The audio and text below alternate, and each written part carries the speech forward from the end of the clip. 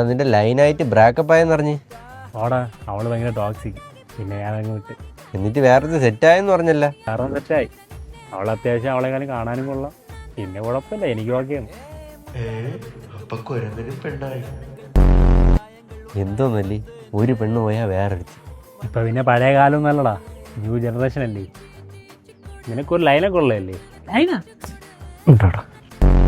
നീ അവളെ തേച്ചിട്ട് വാളിയാ, ഞാൻ വേറെ ഒന്നും സെറ്റായി തരാം. എന്തായാലും അതിൻ്റെ ആവശ്യമില്ല. നിന്നെപ്പോലെ ഗ്ലാമർ നോക്കി പ്രേമിക്കണ ഒരുത്തനല്ല ഞാൻ. പിന്നെ ഈ കാലഘട്ടത്തിൽ ആർക്കും ആരെയും വിശ്വസിക്കാൻ പറ്റില്ല. പണ്ടൊക്കെ ഫ്രണ്ട്ഷിപ്പ് മാത്രമായിരുന്നു, ഇപ്പം റിലേഷൻഷിപ്പ്, സിറ്റുവേഷൻഷിപ്പ്, മെമ്പർഷിപ്പ്, ഓയോഷിപ്പ്, ഡെവലപ്പർഷിപ്പ്, അതിന്റെ ഇടയിൽ കൂടെ കൂൾഷിപ്പ്, കൊണ്ടളിയാ ജാവ്ഷിപ്പ്.